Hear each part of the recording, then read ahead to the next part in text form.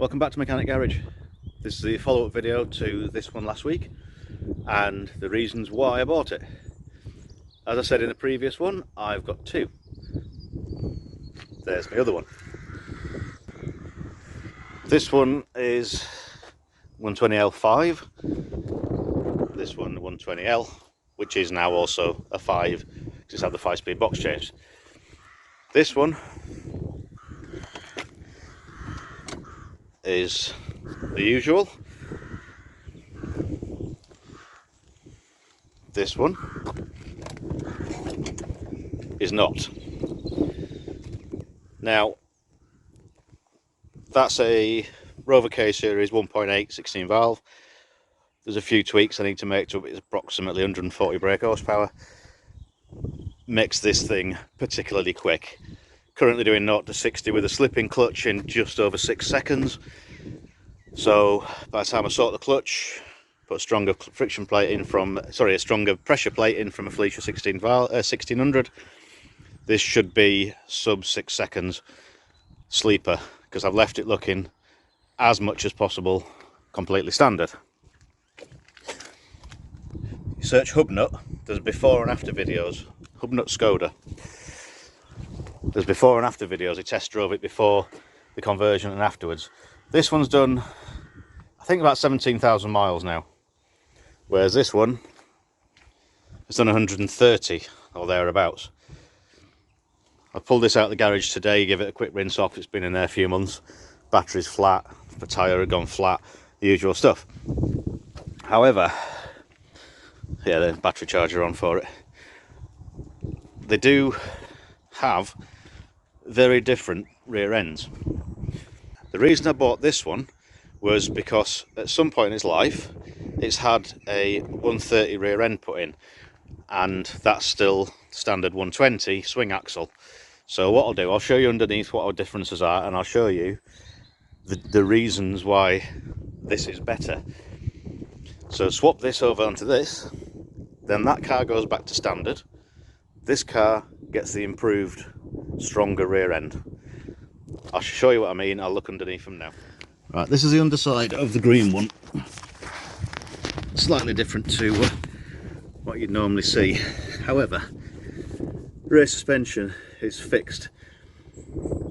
The drive shaft is a solid beam that mounts the wheel on the end. Same as a Beetle, same as a lot of cars back in the day.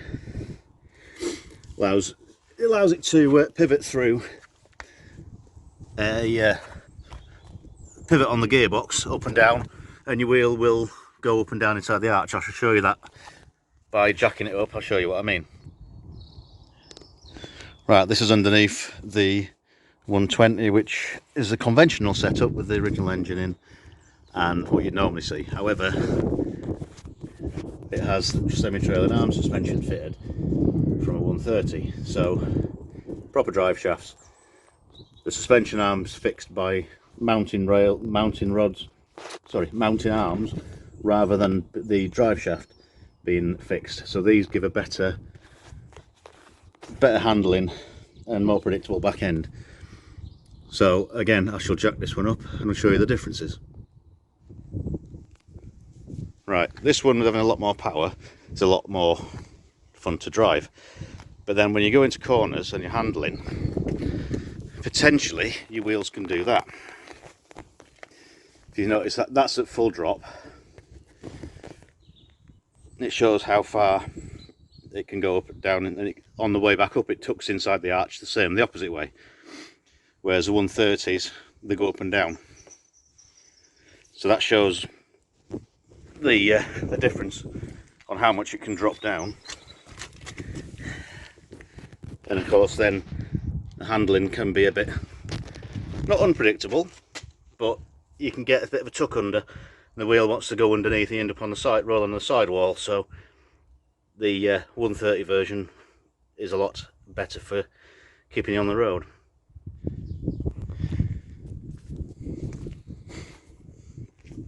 There you go, that's the difference. You can see how it's not tucked in, it's more or less level with the car. It's all down its full extent, whereas the other one's tucked right under and sticking out the arch. This has actually stayed the right angle. which helps massively with the traction and handling, which we'll swap these round. The 120 engine, they'll be quite happy with the 120 original suspension, and this one will be a little bit happier, having a bit more stability. But also it's stronger, because if you know with these, the wheel's bolted to a drum with one, and the drum's bolted to the end of the drive shaft with one nut and a small metal keyway. So all the power is going through a piece of metal that's about 25mm long and about 5mm square. If that, it may even be smaller. I've not seen it for a while. Whereas these ones are proper drive shafts through the hub, so they're a lot stronger. So that's my main reason for doing it. The dashboards, as I say, we're going to swap over. This one, yeah, I took the seat covers off and you can see why I had them on. That's 130,000 miles just to a Skoda interior. Yeah, the 130 dashboard that's fitted in this one was fitted after it was broken into, and they ended up breaking that much of it. It was easier to replace. But obviously that's not original for this car. My other car isn't original anymore. So the original 120 dash will be coming out of this one and going into there, and then swapping this for the 130. Main reason, just to make the brown one completely original. I don't mind this dashboard, it's quite good, it's all original to the car. Yeah, 17,774 miles. 15,000 of that before I bought it. And then I fitted this. In fact, I'll just start it up.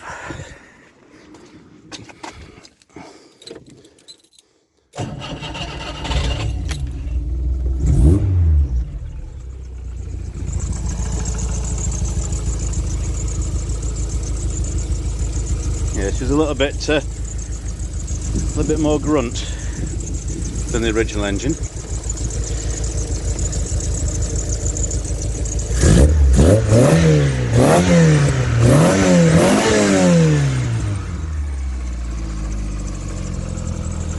Certainly goes better. This one at the moment is a bit of a work in progress, because I found with the power these original seats aren't really strong enough. So I fitted Corsa seats out of Corsa D, which are Vauxhall or Opel depending where you are. Same in the back, because they have to match. At the moment they're not quite finished off, they're literally a trial it, see how they fit. But I did get ones that have got the white stripes as a bit of a nod to the originals. They all need a good clean. The back seats are more just for finishing it off, because it's very rare anybody will be in the back. These seats are in a lot better condition underneath, a lot less miles, but the covers are going to stay on, and I'm going to put those seats into this car. So this will be stripped out, the carpet's all jet washed and cleaned out, check the floor for any rust, swap the seats over, keep these ones for parts but get rid of the vast majority of it. Same with the back seat. It's seen better days. This don't seem to last very long. I don't know if it's a thing over the whole cars through all Europe, or whether it's just a UK thing, or whether it's seat covers that wear them through in odd places, because the headrest on that one's gone. But all this is all coming out anyway, so carpets will come out and get cleaned. This will all get polished up because it's quite dull. I did this the other night. This is for the state of the paint, where it all goes powdery and dull. You can write your name in it. And I got some cleaning compound, polishing compound, and it went to that in 30 seconds. You can actually see a reflection on there. Whereas you move down, it changes colour back to the real pale grey, which is absolutely nothing. So I'm quite confident the car's going to come up quite well. It'll never be like factory, but all this faded dull paint and the original paint underneath does that. You actually see me in it, so waving here, there you go. So I'm quite confident it will clean up quite well. Once the interior is changed and the paintwork's clean, it will look a lot less ropey, and then probably keep my landlord a bit happier. He doesn't complain, however I do push it sometimes with cars. But there you go. there's your reason for me getting the brown one. So as the projects move on, I shall keep documenting it. I shall take more photos, videos and everything else, and you can watch how it goes. I don't expect it to be just a quick unbolt and bolt back together, because nothing's ever that easy. But I know the engine that's in the brown one now is its original engine, so that makes up to the 5-speed box and the 130 that's in there now. So all being well, there shouldn't be any issues fitting it all into that car, because that's running the standard 120. It'll all go together. There might be a bit of pipe work and things to shift around from mine because it's been modified, but other than that, it should be a fairly straightforward job. Swap it over. It'll improve both my car, or I keep calling it mine, they're both mine. I'll improve the green one and also take the brown one back to original, which people tend to like. Modified cars, they can be a bit Marmite. Well, people like them, people don't like them. So I think by putting that one back to standard will appease the people that fell out of me over that one, which to be honest wasn't many people. No, well there you go, that's why I bought the other car, and that's the plan for it. I'll do a bit more information on the green one later. At the moment everything's a bit upside down inside, like I say, the interior is out, etc. But I've had it 3 years now.